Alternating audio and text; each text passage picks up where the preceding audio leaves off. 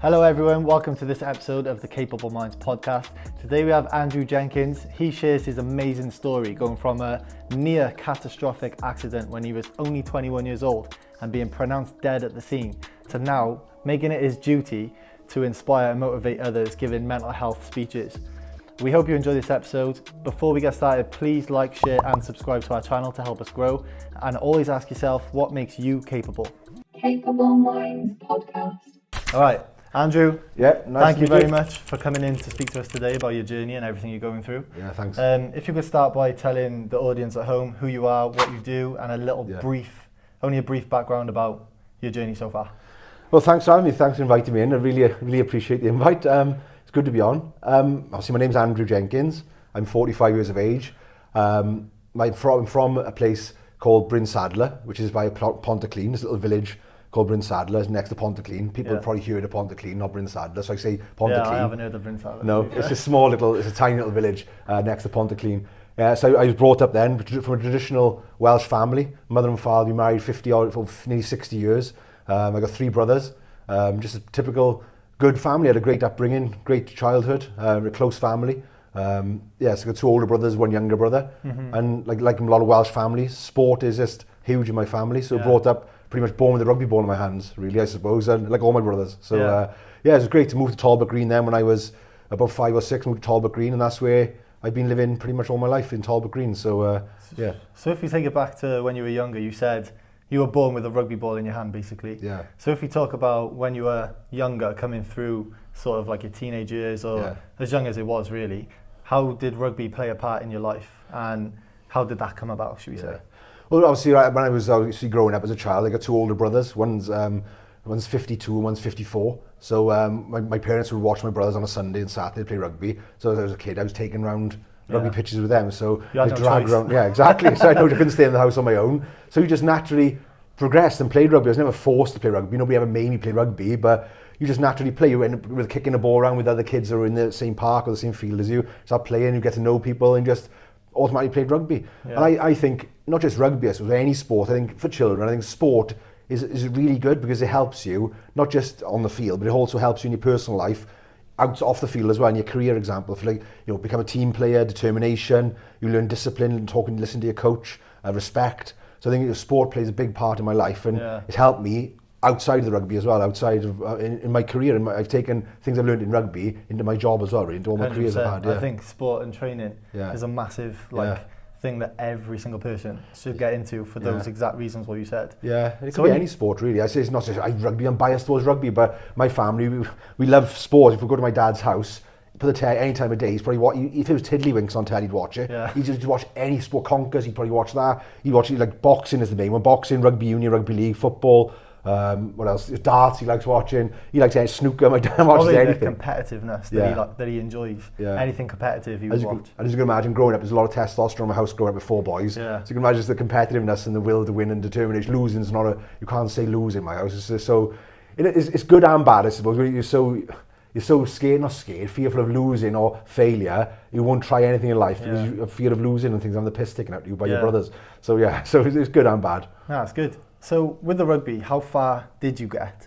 How good were you? And at what point in the sort of career did it start you thinking, oh right, something's gonna come of it? Yeah. So can you talk to me about that journey? Yeah. Well, like my 2 older brothers, all of us are very successful, played to a very good standard, or we all could have gone a long way in rugby, but then I think we found drinking girls, I think. So I think we drank quite a bit, but then we could have, my oldest brother, for example, he represented, it was Wales A back then, and they had a Wales A team, and he had a few caps. He went on tour to France for Wales A. He played for Bridgend for many years with Robert Howley, Gareth Thomas, a very good side Bridgend had, so he got very far. My other brother Kevin then, he had his offers from Neath, Bridgend, Pontypridd, so ring him all the time to go and play from Hull Rugby League, wanted to go and play up in the Rugby League, professional Rugby League player.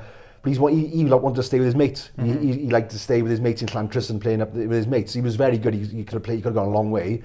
But and myself, then I played for Cardiff. I was playing for Cardiff Youth. I had a few games for Cardiff Youth. But Pontyclun is where we all started our career. Pontyclun Mini and Juniors. They had a big mini, and they still have now a big mini and junior section. So we all started playing there. And then when most of us got to our youth team, then we went to Llantriston. Yeah. Because Llantriston seniors were back then, they were a better team than Pontyclun seniors. They were in a higher league. So we went to Llantriston then and played there.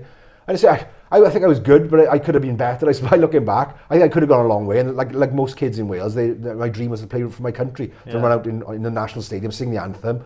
And obviously that was my dream as a kid growing up, I suppose. So I believe I could have done it. I believe I could have got that. I could have got that far. I had the ability. If I stopped drinking and going out so much, and I definitely could have done it. And that's what I wanted to do. That's my dream, really. That's what was my dream. So you had the big aspirations in rugby at the time. Yeah, I did. And then what happened and how did that unfold? Well, when I was 21 then, I was involved in a very serious road traffic accident. There was, say, 5 people in the car. I hit a curb, I flipped the car, I went out the driver's side window, and I was dragged along the floor for a couple of yards, for quite a way, and the car landed on top of me then. So they'd lift the car off to get underneath the car to get to me. And when the emergency services came, they were asking the people in the car questions, and they said, oh, he's dead. So they said I was dead on the side of the road. So obviously I didn't die, I'm not a ghost, so I am alive. And yeah, so I didn't die, vomited then on the side of the road. They rushed me to the Royal Gwent in Newport, but there was nothing they could do for me there. So the police escorted ended up at Morrison in Swansea. Yeah. That's where the neurology was and plastic surgery. So I was taken to hospital in Morrison in Swansea, and they operated on me straight away. They got one of the doctors out of bed in his house to come and operate on me, a specialist.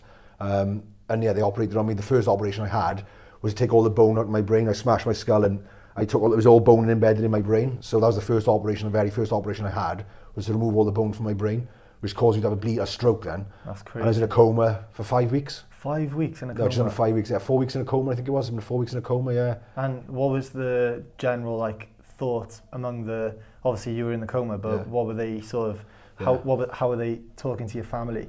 Oh, I can imagine, as you can imagine, the people in the car probably had it worse than me psychologically. They've seen some things which were horrendous to me. I won't go into much detail on the podcast, but as you can imagine, my head was dragged along the floor for quite a while. So as you can imagine, it's quite gruesome. It's like a horror film. So people in the car, or my partner at the time, when the car stopped sliding, she was hanging above me with her seatbelt and looking down at me.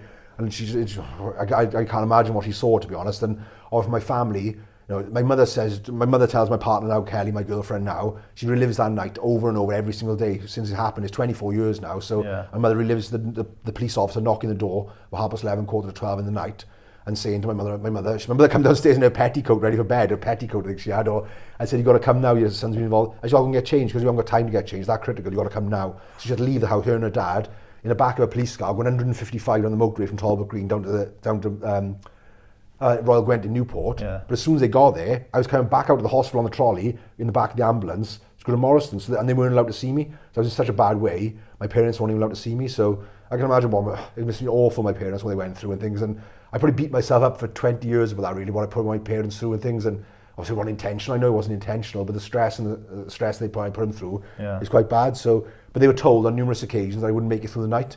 And then they said that I had severe brain damage from the scans. And they said, if he does wake up, he's not going to recognise his family, friends, walk, talk ever again. So be prepared for that. And it's unimaginable. Yeah, exactly. Hearing that, as a parent. I was 21 at the time. I was invincible. Like 21, you're invincible. I was fit and strong. Lucky I was as fit as strong as I was, because I think I would have died. And they said I was a miracle patient. A lot of people in the hospital said I'm a miracle patient and that. And so I got better. I woke up out of my coma. I remembered who people were. And I don't talk about it a great deal, but I've never spoken on a podcast, I suppose, but I'm not a religious person. But my mother will say, I argued with my mother, so I woke up, I said, tubes ever in intensive care. Yeah. I argued with my mother because I asked my mother how Carl is and how Bug is. So Carl is my younger brother. He's at the time, I think he was 14 at the time. And Bug was my ex-partner's dad. That was his nickname, James, Bug. His nickname was. And I said, how were they? I said, what about? They weren't there. So they were in the car with me. They said, they weren't there with you. My mother said, you're adamant they were there. And I said, weren't. I was walking in a dark corridor, a really dark, narrow corridor, with a really bright light at the end of the corridor. Yeah. And I was looking at the light. I started walking up the corridor towards the light, and all of a sudden I heard names calling me, people calling me from behind. My little brother, he's bigger than me now, but my little brother, he was back then, they were calling me Andrew. And then I turned around, looked at them, and I looked back and forth the light and looked at them. I stopped and turned around, walked back towards my brother and her dad. So they were in the car. Her dad, for example, was in London. He was a fitter for Lang O'Rourke's, I think, working on big cranes. So he was in London. My little brother was in bed. He was only 14 at the time. So they weren't there, but I was adamant they were there. That's crazy. So that's almost like what people say. I know. Because you were on death's door. Close, you got pronounced dead at the scene. So people always debate, is there a in-between sort of stage between life and death? Yeah. Like you saying that you saw that visually in your head, that might be actually that sort of like gateway between life and death, and that actually blows my mind. It does. It doesn't freak me out as such, because I'm not really religious. I think there's something, I don't know what after life, I don't know what, but yeah, I don't know. I'm a more logical person, scientific, and if you look at the evidence, I don't know, but there is something, I think. And it's funny because I went to see a spiritualist just chance last week, or 2 weeks ago, I think I went to see her, and she held my hands, and she said, "Why are you here?" I said, "I don't know why I'm here, to be honest. I just felt drawn to come in here." And she goes, "Oh, you're for healing." And I said, "Okay." And she held my hands. She goes, you saw the light, didn't you? She said, "I can see what you saw that night." She goes, "That tunnel." And it freaked me out. She goes, "I can see what you saw on that night. You saw the light. You were so close to death." And then obviously I woke up in my coma, and they said, "I never walk ever again. I've been in a wheelchair for the rest of my life," they said. And I said to the doctor, "I will walk at the hospital." I said, "You won't." I said, "I guarantee I'll walk at this hospital." And no disrespect, I couldn't be in a wheelchair. At 21, being sporty all my life, I couldn't be in a wheelchair. That's crazy. I knew you'd adapt. I know people in wheelchairs now from playing rugby and things, but at the time you wouldn't want to hear that. So I learned to walk again. It took me about 2 weeks or 3 weeks to learn to walk again. What was the recovery process like? Like, were you in hospital? Obviously, you come out of the coma 5 weeks. Yeah. And then from there, what did it look like in terms of the recovery? Were you in? Oh, it was tough. Everything went wrong. My lungs collapsed.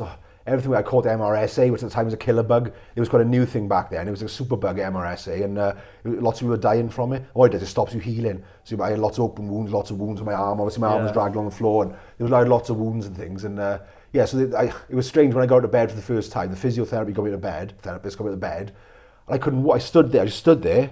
I just didn't know what to do. And my mother started crying. My mother was there, and I thinking, I don't know what to do. So she had to pick my feet up and physically move my feet to my brain to remember what my legs did. I knew what to do in my head, but I just couldn't find my legs. My brain couldn't find my legs. That's crazy. So I stood up, and I felt sick first of all when I actually got out of bed. I'd been in bed for a few weeks, a few months actually, in bed bound. And then when I finally got out of bed, it stood me up. I felt so lightheaded and sick. I had to sit back down straight away. But they eventually did get me on my feet. I just couldn't remember how to walk. So the first couple of times she had to move my feet for me to remember how to walk. I remembered how to walk then. And you almost got to relearn those like neurological pathways from your brain to send signals to the limbs.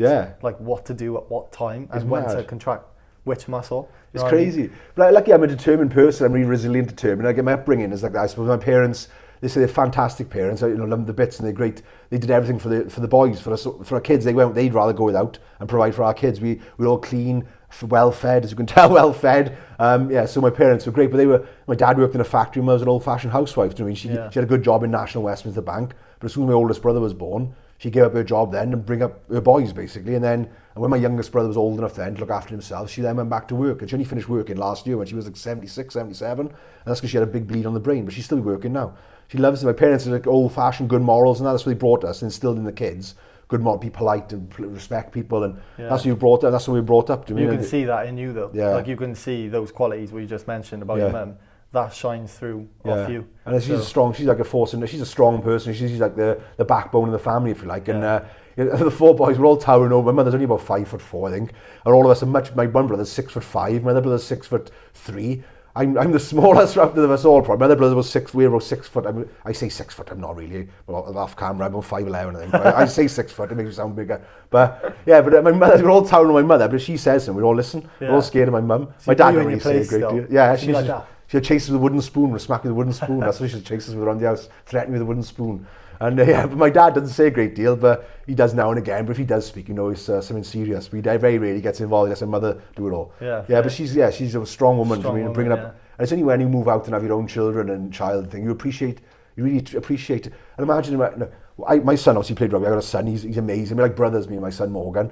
He's 22. But I was watching. He played a lot of rugby sport. A very good, talented footballer and rugby player. But just watching one kit was hard work. My mother had 4 boys. And we all used to weight train Monday, Wednesday, Friday, 4 of us, not together. We'd rugby train Tuesday, Thursday, game on a Saturday. So the washing machine must have been going constantly in mother's house. We didn't have a tumble dryer. She used to wash it on the line. So she must have gone through about 12 washing machines over the years, I think. But she's constantly washing. And imagine the winter time with the weather, the mud on the rugby kit and everything. What a woman. It's mad. I know. I can't believe how I struggled with 1 boy. And now she did it with 4. I don't know. But obviously, it's crazy. It's mad. Play to her. Yeah, I know. So in the recovery process, when you did walk again, eventually, what was the doctor's response to that? Like seeing you walk, what were they like? Well, it's incredible. I was strong determined. I knew I'd walk. anything I put my life in life, if I really believe in something and I want to do it, I'll do it. I know I'll do it. Yeah. Like I played rugby since they said not play rugby ever again. Because I had all titanium plates and everything put on my head, as you can imagine, severe injuries and that. It's not play rugby ever again. But I did play rugby. I played about 6 years after my accident. I played rugby again for Llantrisant. What, full contact rugby? Yeah, proper rugby. And the position I play is not the best either for a head injury. The prop in the front row. It's not the best if you've got a bad head either. So, yeah, but I did play. But looking back, I don't know if I played for the right reasons. So, looking back at that, I've done a lot of research and soul searching and obviously reflection over the last couple of years, trying to improve myself, be a better person. And I think I went back playing for the wrong reasons, maybe. Because, that was one of the biggest challenges I had after my accident, was the mental side of things, really. Do you think it was like you wanted to play just to prove them wrong? As if to say, like, I will play rugby. This episode is brought to you by Envy Apparel, an activewear and lifestyle brand, and you can get 15% off your whole order with code CapableMinds15. Check out envyapparel.com or on socials, EnvyOfficial. Let's get back to the podcast. One of the biggest challenge I had, the physical injury I had was horrendous, really bad, but the mental side of it was the worst. That was really bad, and I was in denial for many, many years. They offered me counselling after my accident and said, you need counselling, what you've been through is horrendous, the injuries you were horrendous. But I was 21 and cocky at the time, and I thought I was going to see somebody in a white coat, try and psychoanalyse me, judge me, get inside my head. I think, I'm not seeing that, I'm not a nutter. That was my response, I'm not seeing them. So I refused professional help, I didn't see anybody at all. And then my family, even though we love each other very much, we're very close, I've got 3 amazing brothers, my parents are amazing, but we don't talk. I've never seen my family show any emotion towards each other, never hug each other, never say they love each other. It's just, we're brought up in an era. It's nobody's fault. This is the era they're from and the generation they're from. You're a big, strong, hard man. Showing emotion is a weakness. You can't show emotion. Yeah, it's just a bloody clip around you. Bloody get on with it. So you can't talk about anything. So I didn't talk to a professional. I didn't talk to my family. So who did I talk to about it? I didn't talk to anybody. So I bottled it up for 20 odd years probably. And then the biggest thing, it sounds crazy when I say it now, because I thought the only way to make my dad proud or my family proud, the only way to make, not just my family, is by achieving things, winning rugby matches, playing rugby. Because I had to stop playing rugby, I thought my dad didn't love me anymore. I couldn't make my dad proud anymore. I felt like I lost my identity. Yeah. So my 3 brothers still playing rugby as well. And I wasn't. I didn't think I thought my brothers were better than me. And it was strange. And so I stopped. It was strange. I just didn't feel I didn't fit in my family. I stopped going to the rugby club to show my friends as well. I didn't think I was one of them anymore, rugby boy. Yeah. So that was the worst bit, all the psychological things. So I think I went back playing rugby maybe, try and be accepted, not accepted again. I get you, yeah. Try and be accepted, but I'm a rugby boy again. My dad proud again. I'm playing rugby again. But thinking, did I do it for the right reasons? I did it. I enjoyed it, but then I didn't enjoy it as much as I thought I would. I was doing it for the wrong reasons, maybe. And also, you got to think, is like with the plates in your head and everything like that, is it worth? It's selfish, really. Taking those collisions, because then you know what can happen. The plates can collapse. And all sorts could happen. So my mother wasn't happy about it. Obviously, she sat at my bedside, worrying about my life for weeks and weeks and weeks. For me, just going to play rugby, that's a bit selfish. Imagine after I suppose a little bit. Yeah, I suppose so. It was a bit. So I enjoyed it, but again, I can prove I can do it. So they said not to do it. The doctor said I can't do it. I did. So when somebody tells me I can't do something, I'll do it, but I'll do it better as well. Yeah. So it's a good drive to have. It's a good mindset. Yeah. It is. So how far after that did you seek?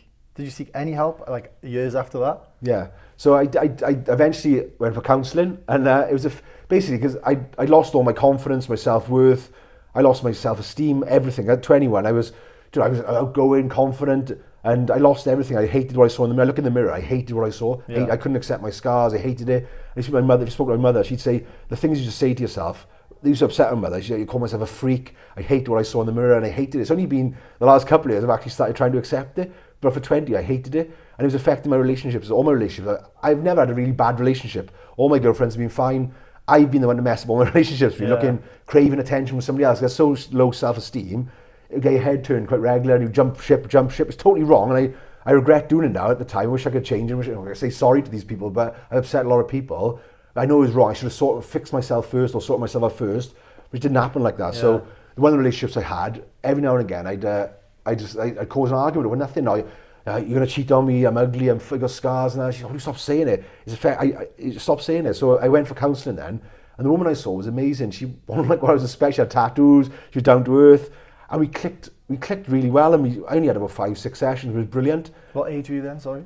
This was probably about, say, 10 years ago. Okay, or so 7-8 years ago, I think, something like that. Yeah. It wasn't that long ago, really. And quite a while after the crash then. Yeah, a long time after the crash. I dealt with the crash, and after the crash, I struggled for years with mental health. And out and about in public, I'd be happy, and you wear a mask, I suppose. People I'm out and about party life and soul, joking and messing around. But then behind closed doors, people never see when I lie in bed crying, when I be here, wish I were you, wish I died in my accident and that sort of thing. And yeah, but the counsellor, she said after the first session, she goes, I know what's wrong with you.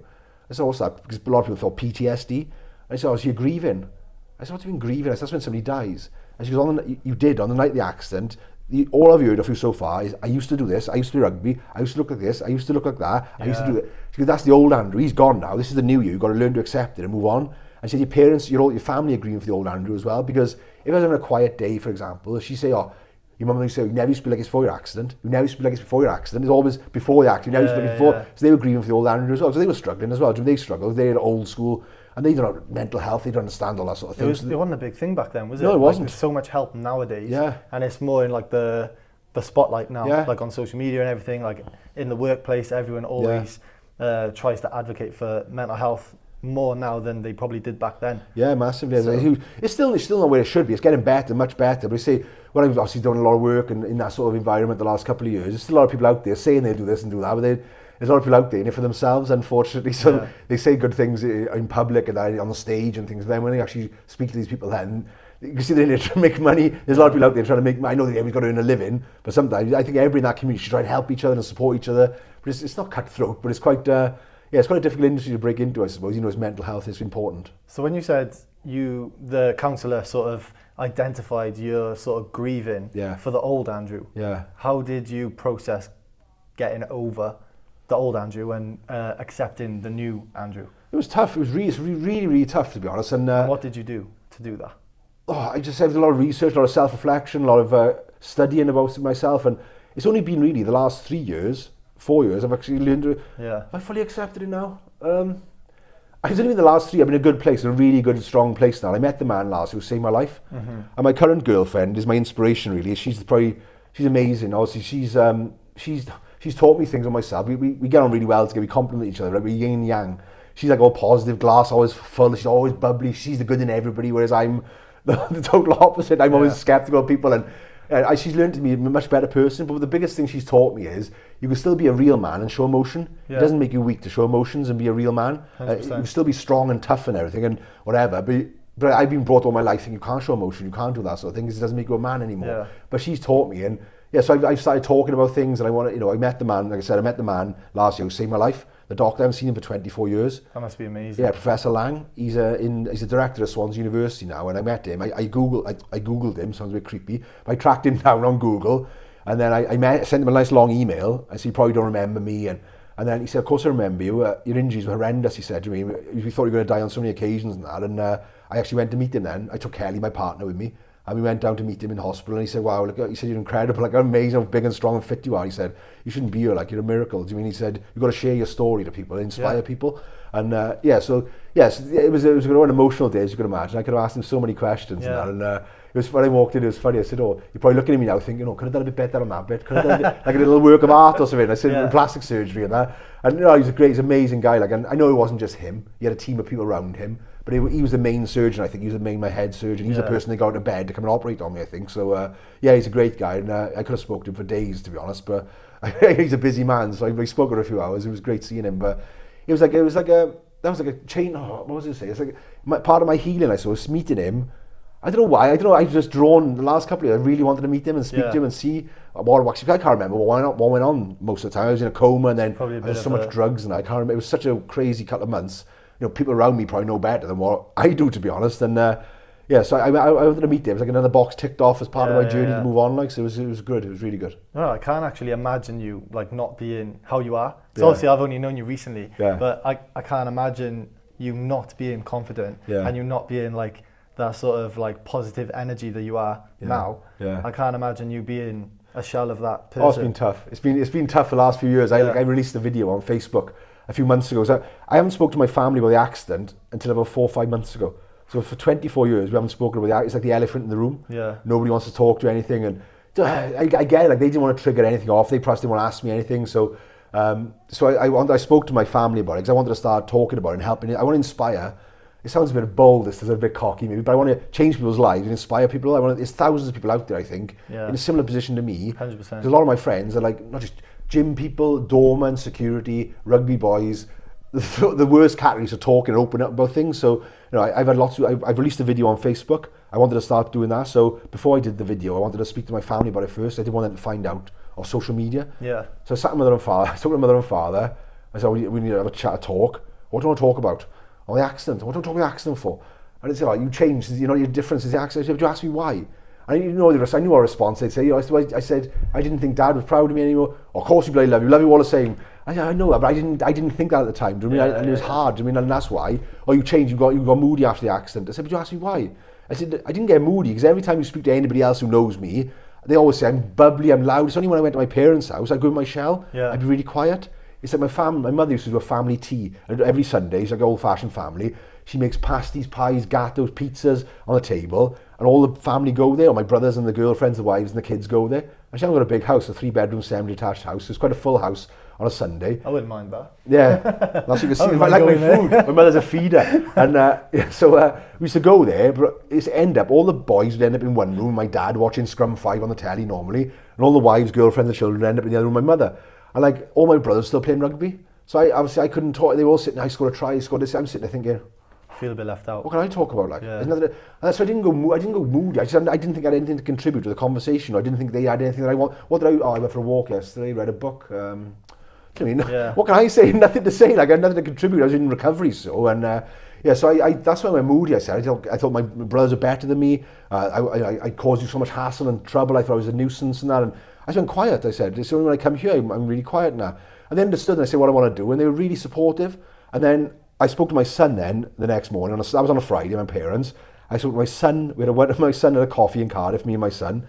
On a Saturday morning. I spoke to my oldest brother on a Saturday afternoon, my other brother on a Sunday, and my other brother on a Monday. So that weekend was it was a bank holiday weekend. Done the rounds. Oh, it was an emotional weekend, but it was the best thing. It's like we turned a different chapter. We took a relationship to another level. I'm close to my brothers. We don't speak to each other very often. I haven't spoken to my two brothers for months now, but I know if I needed them or vice versa, they'd be there for me straight away. We're really close. We're really protected. I'm fiercely protected over anybody I love and my family. Like nobody ever upset or hurt my family. And so I'm really protective over them. And so I sat down with my boy and I said to him, it's crazy looking back. I've upset myself quite a lot over the last couple of months, reflecting on things I've said to my son. And I'm not pushy, but things I've said to him, like in sport, like for example, if he had a game of rugby, I'd go and watch all his games. And if he had a bad game, you come off the field and I say things like, oh, you're rubbish, and I'm thinking, because I've done a lot of like research on mental health and over the last couple of years, changing myself and changing not my whole upbringing. It sounds like challenging my upbringing and my thoughts and everything for the last 40 years of my life, because my family are old-fashioned family. So I've heard, everything about foreigners coming over here, people on benefits. So I thought people on benefits were all scum, but I try to be more accepting of people now and learn about people more and things, and I'm more accepting of people and not judgmental. I have an open mind. Yeah, but I think there's some things I said to my son over the years. I upset myself thinking about the things I said to him and the things I've cried, and sometimes I've left once or twice. He's had a bad game. I got in my car, left the ground before he's even finished playing.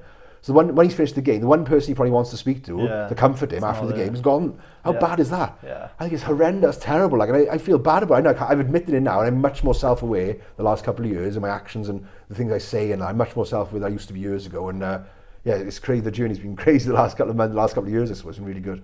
So what do you do? Like with your son, what do you do now that's different to how do you act now towards like your son and your close family? Well, I spoke to kind of make up for how you were before. Yeah. When I spoke to him, like I say, that day we sat to myself. I sat to him, I said, look, you're a grown man now. He's 22, 21 at the time, 22. I said, we have a chat now, a proper chat about things. I want to release these videos. And I said, what do you know about my accident? He said, nothing. He said, I wanted to ask you what your scars were, your life growing up. He said, I didn't want to ask you. He took my son down and asked me what my scars were like. He said, I asked my mother a few times. He said, but she said, oh, you're too young, I'll tell you when you're older. Yeah. And she never did. So I sat him down, we spoke about everything. We spoke about drugs, we spoke about girls, we had a 4 or 5 hour conversation about absolutely everything. And I hugged him. It's the first time I ever told him I loved him. He's 22 years of age. I've never told him I love him. I never hugged my son. I hugged him at the end of the conversation. I told him I love him. And I said to him, I'm proud of you no matter what you do in life. Yeah. I don't care if you play rugby, if you don't play rugby. Because I think he plays rugby. He's a very talented player. But I think to myself, is he playing rugby like I did? Not because he wants to play rugby. He thinks I want him to play rugby. So he's doing it for the wrong reasons. But I said, I don't care if you're rugby. I don't care what you do for a living. As long as you're a good person with good morals, you're a nice, polite, friendly person, you can't buy that. That's more important than what job you got, how big your house. It's more important than anything to me. Yeah. I say I'm proud of you no matter what. So I'm hoping I've taken, not pressure off him, I'm hoping I've taken that bit of thing off him. So my parents never said anything bad to me, rugby. They never said anything nasty, never ever. My dad would always come and watch me and support me. He never said anything bad to me. So I I push myself. That's the way I'm born. I was born like that, driven and pushing myself. I'm so hard on myself. I always have been. My partner says, I've never seen anybody so hard on themselves. Nobody's ever said that to me, but they also never said anything good to me either. Yeah. So my dad never said he loved me or was proud of me. So he never said that. I never said that. He never said anything bad or good. Like so, but like, so open with my son now. I said that to my son. I'd love him. We talk and we text each other. We love each other now in the text, and now we put a kiss on each other's text. That's nice. It's only the last few months we started doing that really. But up until for 22 years, he never had that. It's probably a reflection of how your upbringing was. Yeah. So you didn't know any different. So you were the same with your boy. You know what I mean? Because you didn't. Yeah. So kind of had that love. Not broken the mold, but I've opened and changed it now. So when he has his children, he'll tell him. And my partner, so again, all my partners, she's such an inspiration to me. I learn off her every day. And my parents told my partner one of the biggest things anybody can tell anybody, I suppose. They said he brought the old Andrew back. She's such an amazing. She's like a breath of fresh air. She come everywhere she goes. She's so bubbly and talkative, huggy. She's really tactile. She's hugging and kissing her kids all the time, and she's really loving to her kids, which is totally opposite to me and what my family is. So, like, she walks in my mother and father's house. They love seeing my parents. They love seeing Kelly. If I go there to see her, first they didn't say, "How are you?" "Oh, where's Kelly then?" "Oh, I'm here, mine." "Oh, where's Kelly?" Looking behind, "Where's Kelly?" "Oh, no, you're all right. Don't worry then." And like, she walks in, she hugs my dad, gives him a kiss, hugs my mother. None of the boys ever hug my mother. Nobody else hugged my mother and father. It's like, it's a bit weird hugging my mother and father. Nobody's ever done that. But they love it. Like, they never had either. Do you know what I mean? So I think all these things, these conversations we're having, like everybody wants to have it, but nobody wants to make the first move. Like, do you know what I mean? So I spoke to my brother on that Saturday afternoon, then my oldest brother Simon, and it was like talking about. We built this conversation in my head for 20 years probably, but when I actually had it, it was like talking to my mate. It was like it was a weight fine. was kind of lifted off his shoulders as but well. I think they wanted to have the conversation as well. Yeah. Everybody wanted these conversations, but nobody wanted to make the first move. Like so, they spoil. He's gone quiet. He's moody for 20 years. He's different. He's changed. But yes, they understand me better. Where I've been for the last 20 years now, and I know it's hard for them as well. I don't know. Don't get me wrong. It's probably difficult for them as well. So I spoke to Simon then. I spoke to Kevin then on a Monday, I think it was, and I spoke to Carl then on a Monday or Sunday, which way around. But we all had these conversations, and they were all really supportive. They said, "I'm really proud of you, what you're doing," talking about what you're upbringing, talking about where you've been for the last couple of years. You want to inspire people and change people's lives. That's good. And I put a video on Facebook, and the first video was a raw, emotional video. It wasn't edited. I'm not really good in front of the camera. And it was a couple of minute video just talking about where I've been for the last 20 years and my struggles. And I had 25,000 views, my video did, a Facebook video. But I had hundreds of people messaging me then, saying you're an inspiration. A lot of people I looked up to as a kid, like tough, hard, strong men I looked up to, messaging me thinking, "God, you're amazing. I've started talking to my family now. I've started, somebody like you could talk, you're a big, strong man like you could talk about things." I said, "Yeah, it doesn't make me weak." Yeah. Do you know, I thought it did before. And they started talking to their families. So it's opened up a conversation now. So they started talking to people, and they messaged me saying, "Oh, yes, it's inspirational. I've had these same struggles. I've been bottling things up for 20 years, 10 years, 5 years.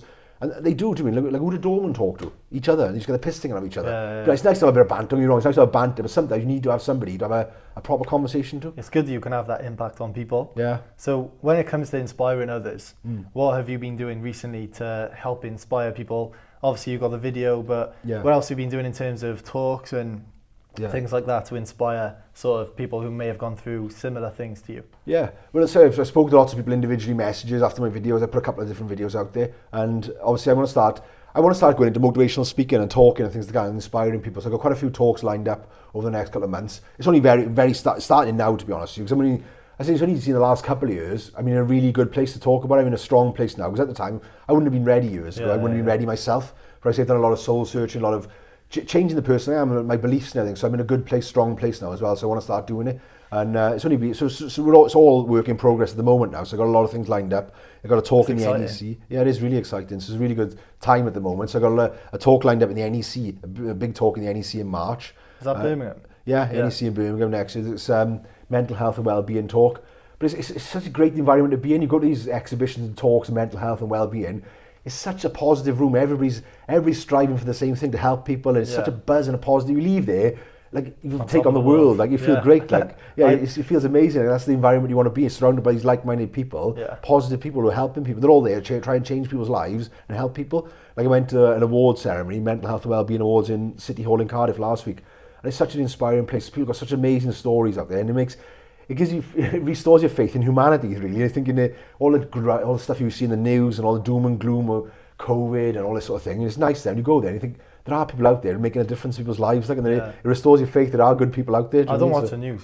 No, I don't. But like hearing people like yourselves story, like how can you not be motivated and inspired by someone like yourself or people who've gone through similar things or really, really like life-changing situations? How can you not be inspired by stuff like that? I'm just a normal guy, really, a normal down-to-earth guy from the valleys. I'm nothing special. I just got lots of, like, I want to help you. I want to tell my story to people, but I don't want people looking at me thinking, oh, he's a great story, mate. I want people to resonate with me and take away things from my story. Oh, they will. I've been to some talks before. I've seen people on stage. They've had a good story with, again, yeah, great.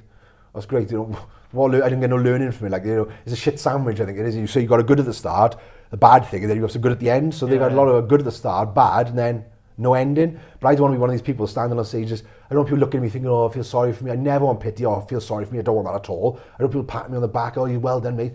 I want people to look at me and think, oh, I've suffered, I've done this, I can take that, this is how it's helped him. I'm not a professional person, I'm not qualified as a psychologist or anything, but I'm going to share what helped me, and what helped me might not help anybody else, but if I can give some ideas to people, it might help them. If I can change one person. Yeah, if I can change one person. Do you know, I could talk about resilience, determination, being told you can't do something. You know, sports are cutthroat industry nowadays. I know people in academies, rugby, and it could be any sport. I relate to rugby all the time. That's my background, I suppose. But it could be any sport. You know, women, hockey, anything. They get dropped from these academies so quickly with no like follow-up, no support, no feedback at all. And you think your life is over. Then these 16-year-old kids, 15-year-old kids get dropped from the Ospreys or Blues with no feedback. Thinking, I know a lot of these people give up, don't even play rugby anymore now. It affected them so much. But I want to try and show these people you could have a life-changing injury, or you're not good enough maybe to make it. There's more to life. You can go into coaching. Like I set up my own rugby league side a few years ago. I went to see the Welsh Rugby League in 2014, and I set up my own rugby league franchise called the South Wales Rabbitohs. That's class. We pinched the name off the South Sydney Rabbitohs, but Russell Crowe's team, but we called the South Wales Rabbitohs. We won the league and the cup 3 years on the trot, and then double 3 years on the trot. We had 4 or 5 full Welsh international players, and we had about 13 boys involved in East Wales rugby setup as well. We had a really good side, very, very good side, and but I did that. So there's life. Yeah, it's nothing's as good as playing, I don't think, but it gave me a buzz doing that sort of thing, coaching the kids and as well, helping. That was good. And it's another example of you making an impact in your local community. You know? So you giving back and like trying to help people progress from where you came from. Yeah, exactly. Yeah, it's really good. It's like commendable, you know. Yeah, thanks. Yeah. What would you say is the biggest lesson that you've learned about yourself over this whole sort of 20-odd year period? Like, what would you say is the biggest lesson you've learned? I think the biggest lesson is talking. It sounds simple, but it's a lot of people out there, they struggle with talking, or, you know, just talk to people. And when you actually, it's hard. I'm not saying it's easy. It's not easy. I'm not going to sit here thinking it's not easy. I didn't do it for a long time. So, but I think when you build something up in your head, when you actually have the conversation with a person, it's not that bad. It's not that bad, no matter what it is. I mean, no matter what you're going through in life, just don't bottle things up, because bottling things up, it doesn't solve anything. It just makes just drains your mental health. It doesn't make you stop sleeping and anxiety. So I open up and talk my problems now. Like me and my partner, Kelly, me and Kelly, we tell each other everything. We go so like best friends as well, like best friends, lovers. But she's an amazing person. I learn so much off her every day. She inspires me all the time and to be a better person. And like, if it weren't for her, I don't know if I'd be where maybe I would have, but maybe not as quickly as I have now. You know, it's taken me 20 odd years now. It's only been the last 3 or 4 years. We've been going out together 3 years, me and Kelly. And it's only been like she's taught me things and shown me maybe a better person, because she's had difficult things happen in her life as well. But she could walk around being so bitter and miserable and with a chip on her shoulder like I was, but she's not. Yeah. She's so happy and positive again. That's what you need, don't you? You need that around you. You need that positive energy. Yeah, I walked around like with resentment, bitterness, anger. I have so many emotions. Like there's a grief cycle, I think it is. You go through like different stages of the grief curve or grief cycle, I think it is. Yeah. I'm only just getting towards, I'm not there now, I don't think totally, but I'm getting towards acceptance now. But in the last 3 years, I think until I totally accept me, the way I look and who I am now, I come to my own skin. And it's true, how can you love yourself? You've got to love yourself. Loving yourself is so important in that. So I think I'm getting there now. I'm much better than like yesterday than I was last week, and I was a month before, and definitely 5 years or 3 years ago. I think it's all down, most of it's down to her as well. She's got my back no matter what. You know, she encourages me, she supports. She's my biggest fan. She's always supporting me.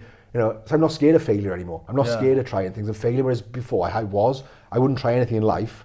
Just I'd fail or lose. I think, losing, number one is the best at everything. But I've learned over the years, trying is probably harder. You're stronger to try things and fail than you are by winning everything or being the best at everything. Well, they say if you try, you've done more than someone who hasn't tried. So even if you fail, you've still done more than someone who hasn't tried at all. It's crazy. Like even something stupid. My son, even in Father's race in my son's school, he's in primary school, I wouldn't do the Father's Day race in school because I knew there was 2 boys there quicker than me, and then I'd lose. Oh, you wouldn't do it? My kid's father, he's a bloody Father's Day race in kids' primary school. He'd come over, Dad, come and race. And, oh no, I used to purposely go in my suit so I couldn't run. I'd go in my work suit, my shirt and tie. I can't get my suit on today. I got a bad leg this year. And then he'd walk off this and gutted then. I wouldn't go. He wouldn't give a shit if I won, lost, as long as I took part. But I was so scared and fearful of losing or failure, I wouldn't get it. So there's so much things I missed out on in life that I wouldn't try. But over the last year or two, I've started saying yes to lots of things now. I've done some big things the last couple of months, which I would never have done years ago. Like I've stepped totally out of my comfort zone now. And I'm enjoying it. It's good. I've learned. I'm growing as a person all the time. I'm learning to be a better person. It's really good. That's amazing. Yeah. And I know not recently, but over the last few years, training has obviously been a massive, massive part of your life. Yeah. Obviously, you're a big guy. You train hard. You train regularly, every day, every week. Yeah. So, talk to me about the transformation you've recently gone through with your training, and how has that sort of impacted your life as well? Yeah, see, the gym is a big part of my life, and it has been since I probably was 14, 15 years of age. And like obviously there's lots of studies, as you probably know yourself, being a PT, is, you know, your mental health and your physical health go hand in hand, I think. I agree. I'm not saying somebody got to go to the gym. Some people don't like the gym, but I say do something outdoors or some sort of physical activity, get your heart rate going, get a bit of a sweat on, or just get out and about. And you know, nature's amazing. I love going for walks and things, but the gym has been my happy place, and for like years and years and years. And if I had a bad day in work, go to the gym. Argue with the missus, go to the gym. The gym has been my release. Like, I mean, if I had a bad day in work or a busy day in work, if I go straight home not without going to the gym, it takes me ages to unwind. I'm irritable, I'm just moody. Agitated. Yeah, agitated. I get the same. But if I go to the gym, I blast the gym, and I go home, I'm just chilled. I'm a realistic different person. And if I don't go to the gym for a few days, I can tell. Sometimes you just want to fucking chuck some weights around, don't you? You just want to chuck some shit around, and then you feel better instantly. It might not even be like on a plan. You might just want to walk in and chuck something around. Yeah, or got a punch bag or something, or do something. Get out of the gym and get your heart rate going. You know, so you release endorphins. It's all the feel good things, good chemicals you release in your brain. It does help you, and you know, depression. It's all linked together. I mean, it's massive. You know, so whatever the exercise you choose. Go and play tennis or anything outside, run around with the kids, playing frisbee, do something for 20 minutes, half hour a day is good. But it helped me massively. I self-confidence. I struggled with my confidence since the accident a bit, but I put on quite a bit of weight, I suppose. About 2 years, you just let yourself go. I trained for years and years. I lost my motivation, to be honest. I trained like for 15, since I was 15, I'm 45 now, so I didn't say, it gets a bit boring after a while, so I lost the motivation, lost the love of the gym about 2 years ago. I went up to over 19 stone it was in January. And I didn't think I looked that big. They look at the photos and God, I got a head like a beach ball. Massive. Yeah, it's horrendous. And I think, how have I got a girlfriend looking like that? And one of my partners here, but then if you see each other every day, you don't really notice a couple of pound here, a couple of pound there. But then you look stand on a scale, or you're out of breath walking up the stairs, or out of breath doing certain activities with my partner. I won't say what, but you could get out of breath doing simple things. And thinking, I got to change. Like in the clothes, got up to 34 waist, 36. 38, and I got elastic trousers on my trousers in work. I think, what the fuck's that like? Got elastic on my side of my trousers in work. This has got to change. So the gym, I signed up to a program then. I know what to do. I've studied it I've trained for years. I know what to do, but I wanted accountability. I wanted to be able to check in every week. Makes a difference. Yeah, because I'm competitive. I didn't want to look rubbish or fail. I had somebody to check in. I had to send photos, my weight every week, and he's an amazing coach. Richie, his name is. He got his gym in Porth in Pyle. And he's a professional bodybuilder himself, and so he's good. He's a nice coach as well. He's not like regimented. He'll try and fit the plan around your lifestyle as well. So I get to the stage, I want to go out and do nice things. I don't, it's not my life. The gym. Do I want to? Years ago, it might have been. I love the gym, but I do like the gym now. But I want to be able to go have nice meals out and that. But you can tailor the plan around your lifestyle as well. And it's the best thing I ever did. Signed up for. It's the best thing. It really helped me. I got my confidence back, and I lost about 3 stone, I think, and I got in really good shape now. So he wants me to do shows next year now, but.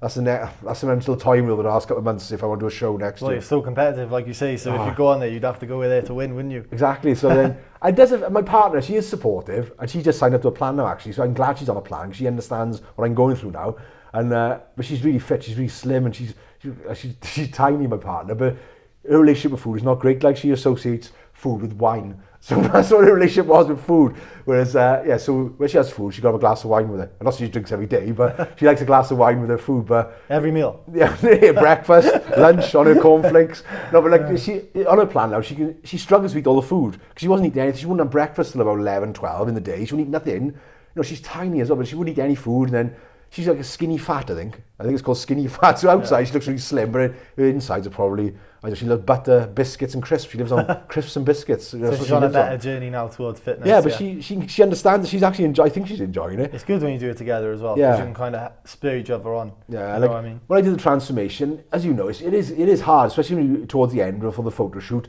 Low carbs, training like an hour, do cardio in the morning, training the night doing weights. So it is a sort of way of life, and do you know what I mean? And so I got to try and weigh up now.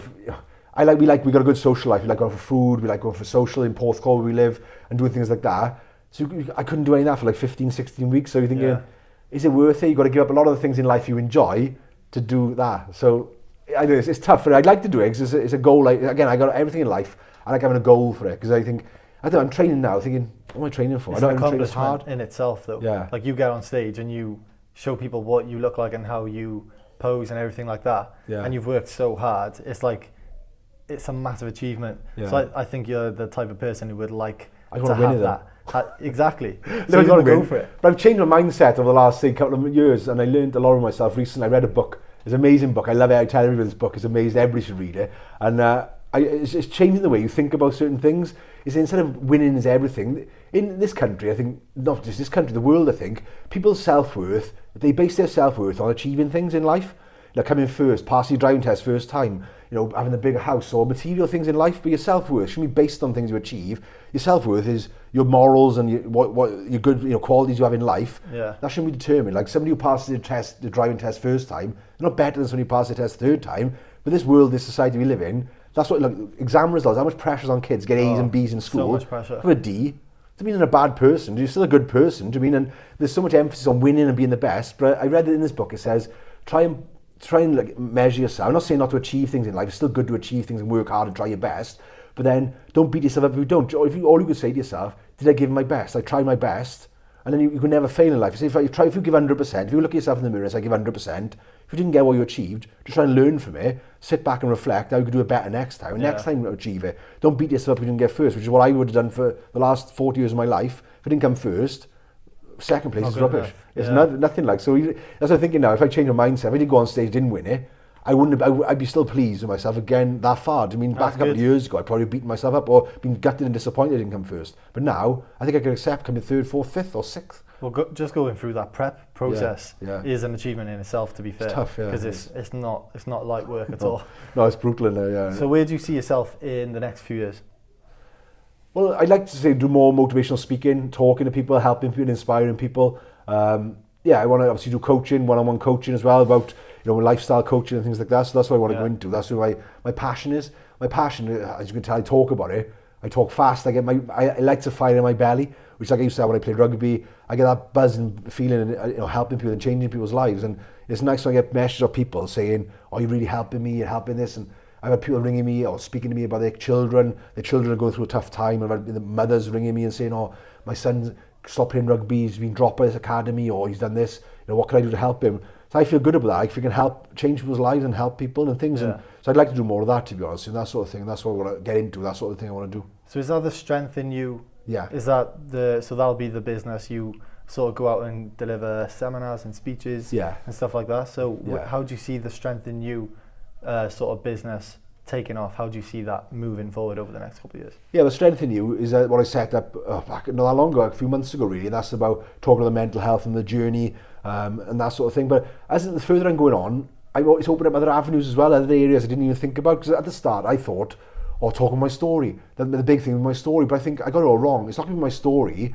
Yeah, it's a good story, don't get me wrong, it's a nice inspiring story for people, but I want, like I said earlier on, I want people to look at me and think, "Oh, great story, mate." But I want people, so I want to go off in different avenues. You can talk about resilience, talk about determination, talk about self-worth, talk about this sort of thing, and so you can tailor your talks then based on different areas of mental health and different areas, I suppose. So that's what I want to go into first of all. So it's about promoting yourself on social media. You make contacts when you go to these different seminars and talks and that. There's lots of people there.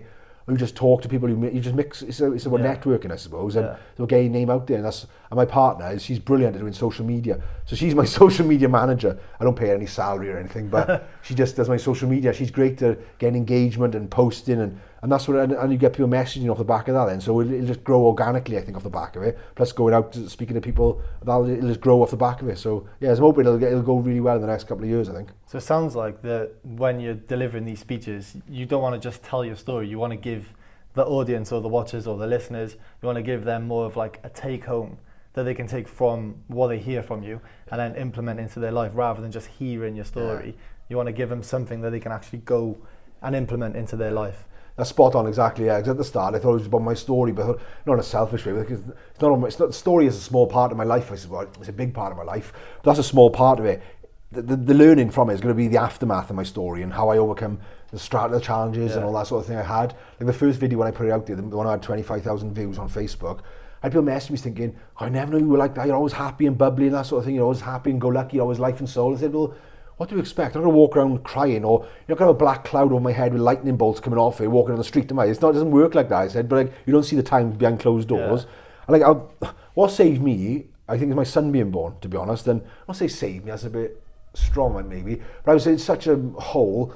My accident was 21, my son was born when I was 23. So 2 years after my accident, I was probably still recovering, to be honest. And it was, don't get me wrong, it was a really tough time, my son being born. But he's the best thing that ever happened to me, and he's helped me.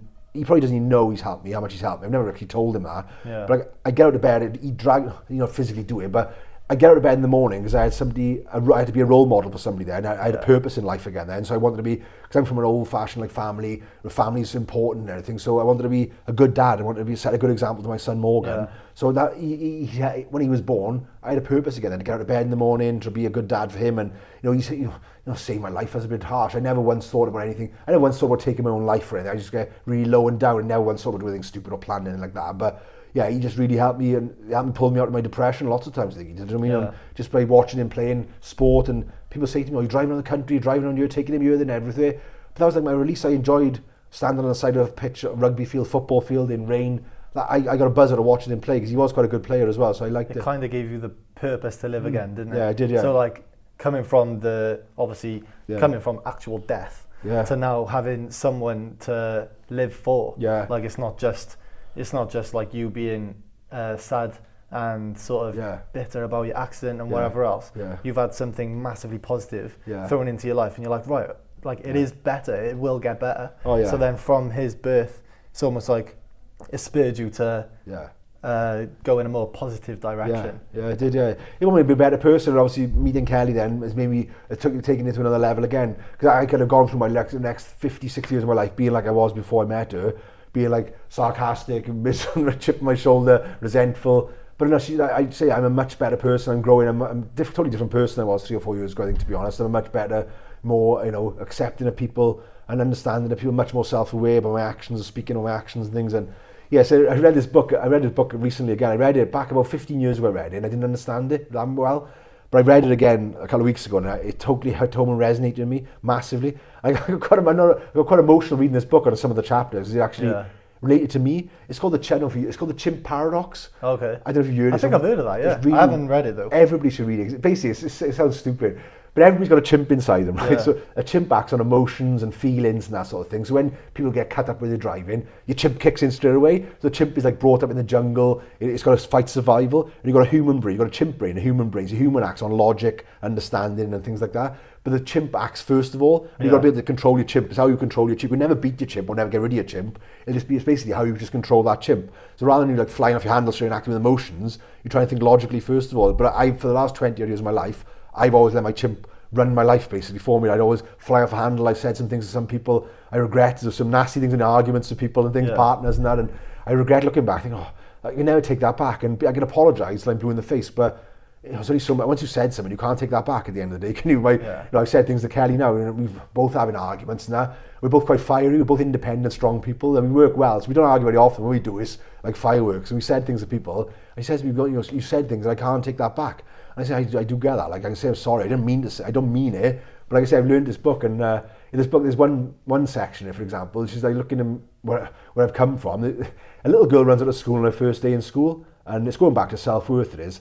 A little girl, her first day in school, she has a painting she'd done of her family outside their house, a little painting of her family, runs up to her mother, Mummy, I've drawn this picture. So mother says, oh, that's great, so look at this picture, what have we drawn? Oh, it's amazing, I'm so proud of you, I love you to bits, it's amazing. I'm going to put it on the fridge in the house so everybody can see it. Yeah. So that's the one. The second scenario, exactly the same thing happens. The mother pushes the picture to one side, picks up a little girl and says, I love you to bits, you're amazing, I love you, I'm so proud of you and everything. Now let's have a look at what this picture is. So what I'm saying, the first picture, the little girl thinks to get her mother's love and approval, she has to achieve things and draw and do things in life, which is what I mentioned earlier on, but we got to achieve everything in life to get acceptance and that. But the second one is saying, the mother loves that daughter, no matter what she does or what she does, she still loves her. Yeah. So as I thought, winning things in rugby or winning trophies and that's how I got accepted, and that's how I got accepted by people and friends and family and that. But it's not. Yeah. So I'm a good person. I love that analogy. I like that. There's loads of different analogies. I think everybody should read the book. Whether it's amazing. There's so many little takeaways from the book. I've implemented in my own life. Really good little takeaways. And it really makes you think. It's really good. I'll have to have a look at that book. It's written. He's a professor. I can't think of the guy's name. He writes it in a simple way. I'm not a really good reader, but he writes it so easy to understand as well. He keeps it simple. The book is like diagrams and then it really hits home. It's a really good book. I recommend anybody should read it. Yeah, I'll take a look. Yeah, it's good. So this brings me on to the defining moment section of the podcast. Yeah. So with the 3 pictures, you come in, give us the picture, explain why it's a defining moment in your life and how it's led you to where you are today. Yeah. So can we start by explaining what the first picture is and why it's a defining moment? Well, the first picture is, I see my family. My first picture is my 3 brothers and mum and dad. So that's obviously my family. But then as you get older, you get your own family then. So I got, in the first picture, my 3 brothers and my mother and father. So obviously they're special, they're so important to me. I do anything in my family, to be honest. And my parents are like such amazing parents. Everything they give us, everything we wanted as children growing up. Not spoilt, but we had nothing, a lot we didn't go without either. But my parents instilled in me good morals, which I've taken into my life as well. Respecting elderly people, for example, saying please, thank you, taking your shoes off when you go in people's houses. Just simple little things where I think that's missing from a lot of people these days. A lot of children forget about respect. Like those small things go a long way, don't they? Like when I seen a policeman years ago, I shit myself. I see a policeman or a teacher. I see my teacher now in Tesco. I still call him sir. Just stop calling me sir. I'm 45. I can't not call you anything different. I don't know. It's about respect. I think it's strange. But like kids see policemen now, I think, oh, they don't care. Like, and the world has changed. I know one of these people stuck in the 60s, the 60s. I'm not one of these old people who think life is better years ago, because it wasn't. But I just had good morals and brought up. So my family mean more to me than everything. So that gave me a good grounding and a good start in my life. And also my current family now is obviously in the photo. You got myself, Kelly, my son Morgan, and her 2 children, Joel and Layla. Yeah. So and we're not married, but I call them stepchildren. They're great kids. I mean, at the start when we got together, I was the first person they'd really seen after obviously Kelly had been married previously. Their dad's great. He's great. Kelly's ex-husband's a nice guy, really nice guy. He's a really hard-working businessman. So we get on well. It's a good family. But at the start, it was a big thing. I've never had little girls around me either. I've always had boys. All my family are boys. My oldest brother got a boy. My next brother got 2 boys. I got a boy. So growing up, we just got no girls in the family at all, really. And I think my mother kept trying for girls all the time, but she kept having boys. My younger brother, he can be a bit camp, but no, I think, but she kept trying for girls, but she didn't have one. So when I was around Layla, I'd never been on a little girl before. So I'd always been wrestling on the floor, fighting, boxing with kids and playing computer games. And so when a little girl, she was 10 when I first met, or 9, I think. So it was a bit different for me, but it was nice. Yeah. And but I was the first man their mum had actually been out with, I suppose, after their dad. So it was a bit, it was getting to know each other, I suppose, at the start. It was good, but they're amazing. We get on really well. We have a great time with the 2 kids. And obviously my son, he's like my brother, really. We're so close. We talk about everything. I think we're so close together. It's really good. And he hates the fact that I'm fitter and stronger than him, but I think he'll never get as strong and as fit as me. He thinks he will. He's quite fit. He's fitter than me. He can run further than me, but he can't lift as much as me. But that's why I'm going to be like, if I ever have kids, that's why I'll be like, it's competitive. You're never going to catch me. We do train together. We do train quite a bit together. It's fun, actually. We have a little session, push each other. And he's knowledgeable. He graduated from Cardiff Met recently in sport. So he's done 4 years. Should have been 3, but he drank too much in his first year, so he had to resit the first year again. So he done 4 years in the end. He just partied. I think his biggest achievement in university was being not missing. I guess in prison they have like a night every Wednesday. He didn't miss one student night, so he got awarded a T-shirt. And that was his biggest. If you speak to him about his biggest achievement in 4 years, it was not the degree. It's not the missing T-shirt a night from prison. Yeah, not missing a night in the prison. But I can't what he called it, student night or something. He didn't miss one. Great. That's cool. He's a really sociable kid as well. If you speak to him, he's a really nice. He can talk to anybody. He's a nice boy. So my family. So they drive me. Everything I do is my purpose. I never put my family in danger. And everything I do is not make my family proud. They are proud of me, I like to think. But yeah, that's the heartbeat of me, I suppose, my family. I think I do with my family. It's really nice to hear. Yeah. So if we move on to the second picture, what is it and why is it a defining moment in your life? The second picture is obviously my scar after my accident. So it was my scar right down the top of my head. So that where I cut from the top down to the back, I had 100 not even stitches with staples, I think, put in my head, like proper staples. Yeah, it was a huge part of my life. I was 21 years of age, fit, healthy, out and about, socially drinking all the time, and just like a typical 21-year-old. I was playing rugby, too much probably out on a Thursday, Friday, Saturday, Sunday. Yeah, enjoying life like a normal 21-year-old. So obviously that changed my life. Whether it calmed me down, I don't know whether it was a warning sign to calm me down, I don't know, but my life changed completely then after that, I suppose. And so that defined me huge. It was a huge impact, massive. I wouldn't be, I think it's called post-traumatic growth.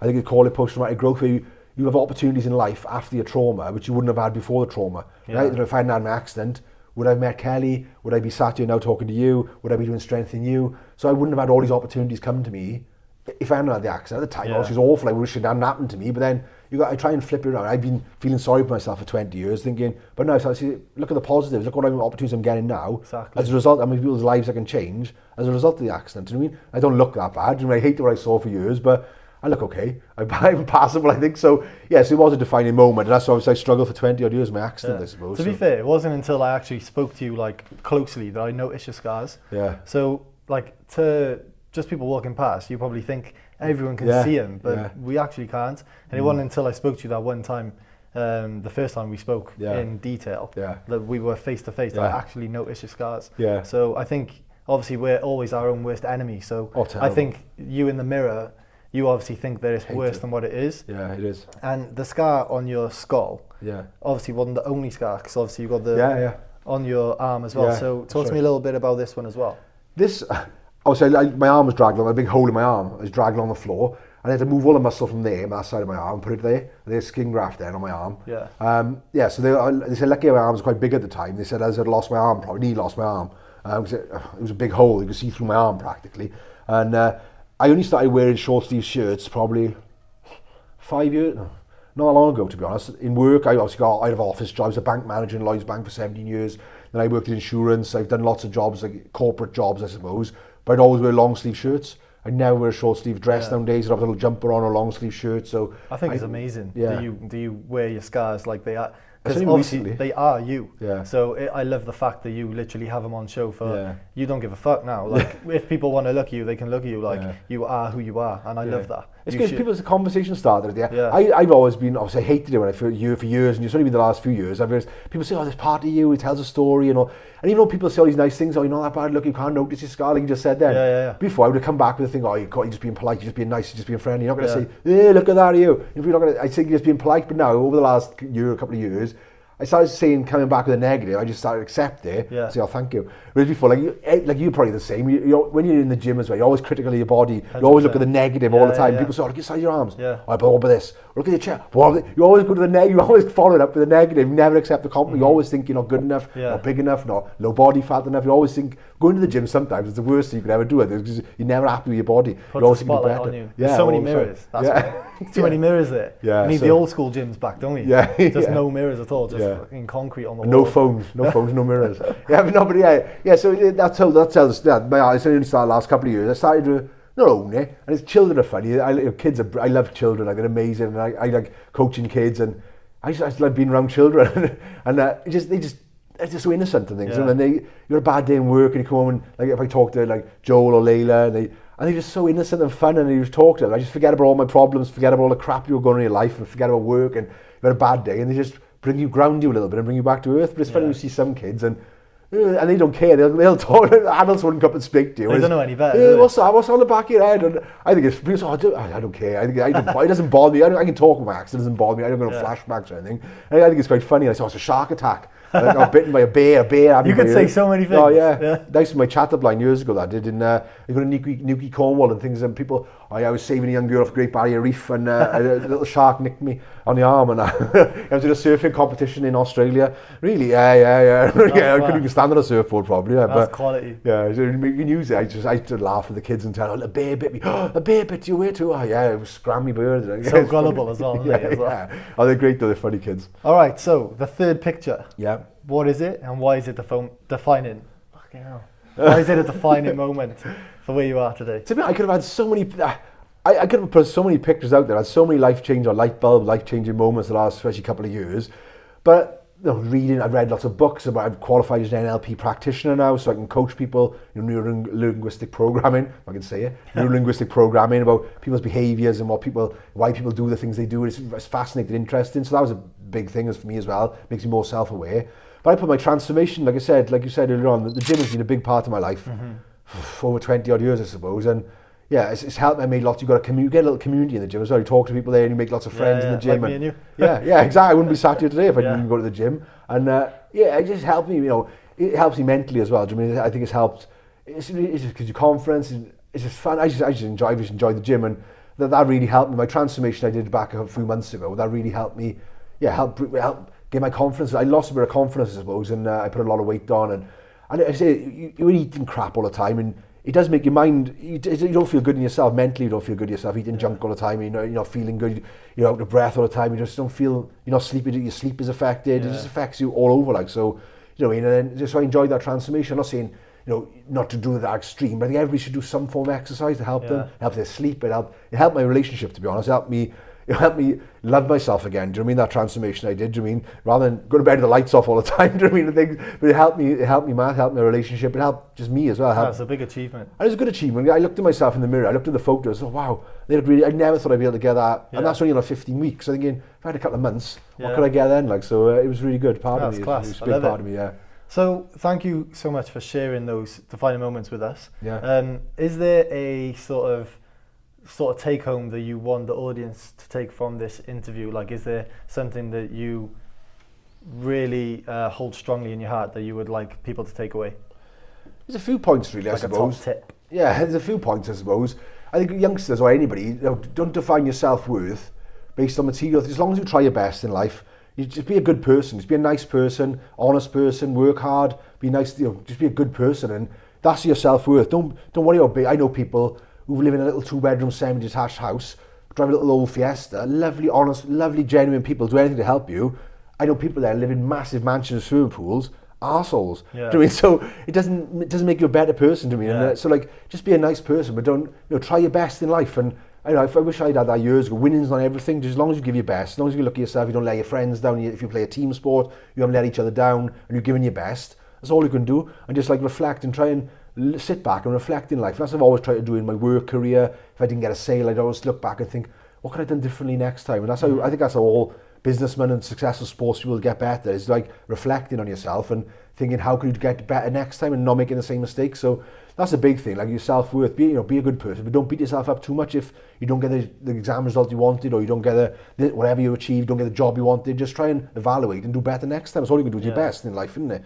But the next one is make sure you talk. That's a massive thing for me. And it sounds simple talking, and I can talk, as you can tell from Britain, I love talking. But yeah, I found it 20 years not talking to my family about things. I let it bottle up, and it got as time goes on, it gets harder and harder to talk then. Yeah. But I actually just have that conversation. I tell people who are watching, if you've got a difficult conversation to have with anybody, a partner, a work colleague, a friend, a family member, just talk. And if anybody is suffering with mental health, is talk. But also, if you know somebody who's suffering with mental health, ask them if they're okay. A lot of people, I think, they shy away from it. I'm not going to go with people, but I'm not at all. But it is hard if you know somebody's going through a divorce or suffering with something or struggling. Yeah. You don't want to ask them a question. You think, I might say the wrong thing. They might start crying. I might trigger something off.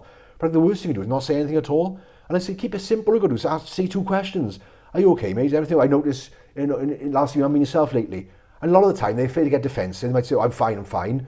And don't take offence. If they say I'm fine, don't take offence to it. It's just they're not ready to talk at that time. Yeah. They might want to talk in the future. But it's all you've got to say is follow up another question then, another thing, just saying, I'm here if you need me. Yeah. Anytime, whenever you're ready to talk, just drop me a text, drop me a message. We'll go have a walk, have a chat, have a coffee, go for a pint.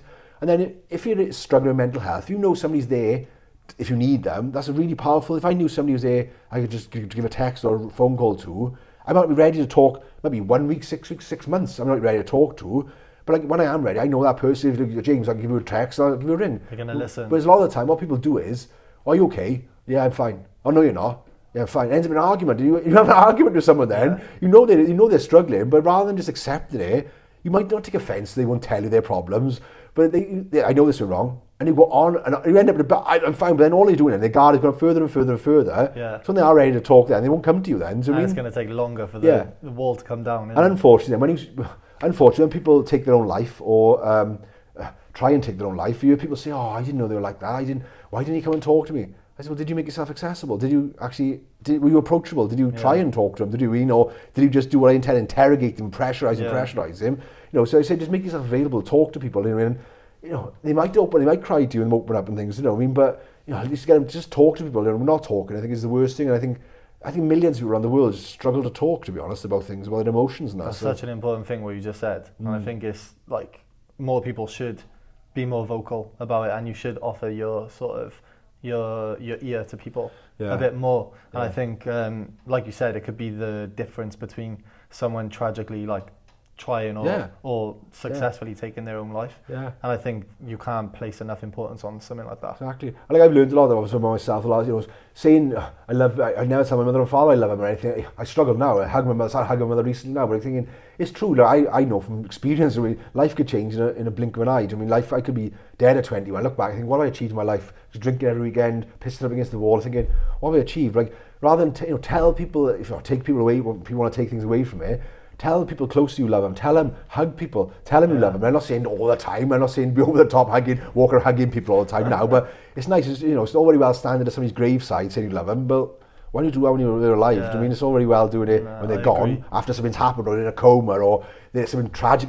A lot of people do it after a tragedy or after something serious has gone wrong, they're really ill, then they start telling them. But tell them when they're fit and healthy. Tell them, I tell my son, it's great, much rather, I bet he loves hearing that off me. You probably think it's a bit weird, but he probably likes hearing it. He will, yeah. It's alien. At the start, it's awkward. I still find it awkward now. It's awkward, but the more you do it, me and my mum tell each other, like, we say goodnight to each other over text every single day, and we say love you on every single text at the end of the day. So there's not a day that goes by where we don't say it to each other. That's brilliant. I should do a bit more with my dad.